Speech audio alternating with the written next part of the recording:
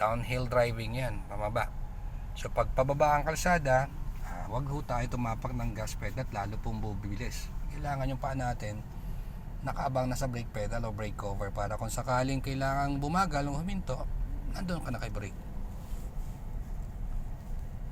So lahat ng nasa right side nakikita nyo ma'am, pakiiwasan po, pakilayuan, lalo na motorsiklong ito kasi wala naman pong driver yan.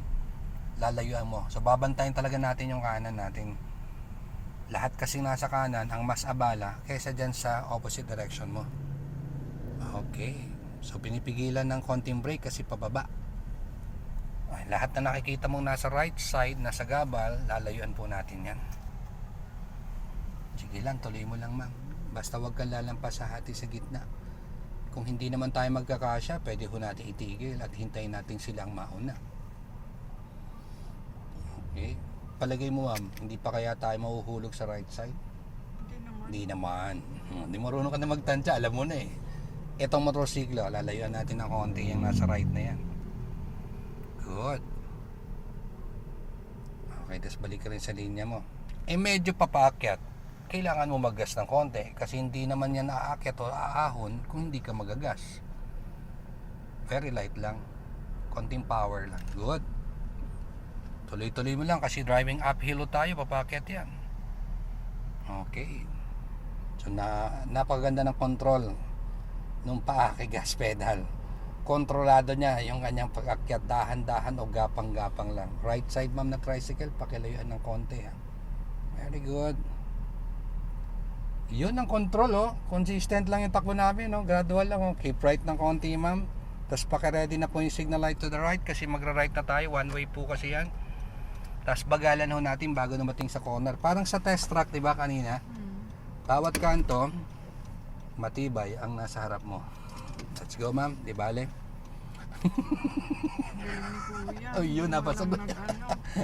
Nakasignal ka na ng right, pabagali mo na ng konti. So magra-right po tayo, pwede mo gamitin yung pansamantalang reference natin ha. Kasi corner lang naman yan. Kung ano ginawa natin sa test track, yun din po ang gagawin natin dito. Pagkakaiba lang po, meron na tayong makasama. Turn, now na. Habang gumagalaw ang sasakyan, sagad to the right, abangan yung ating 12 o'clock position, babalik sa straight. So lahat ng sasakyan na nakikita mo sa right side, lalayuan nyo po yan. Okay, very good.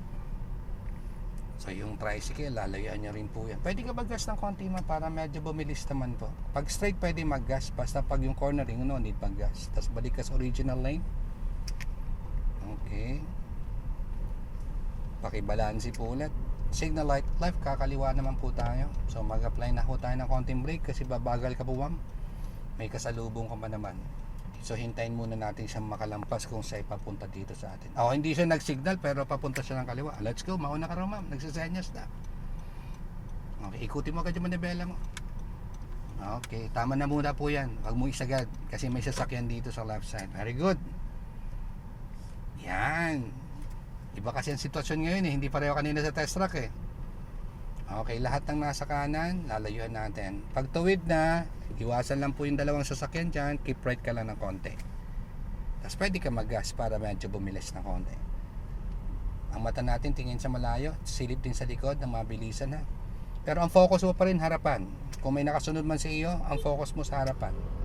Yung mga nakasunod sa iyo, naiintindihan nila kung bakit mabagal ka. So stay on your lane, stay ka muna dito. Pag malapit ka na sa truck na yan, mag-signal ka na may plano ka mag-left. Signal ka na may plano tayo mag-left. Okay, lipat na tayo ng left bago malang dumating sa truck. Dapat kasi pang may iniwasan, malayo pa lang, papalayo na. Good. Lahat na nakikita mong sasakyan sa right side, lalayuan nyo po yan ha, kasi yan po ay unattended, wala pong driver yan. Okay, pwede ka mag-apply ng konting gas.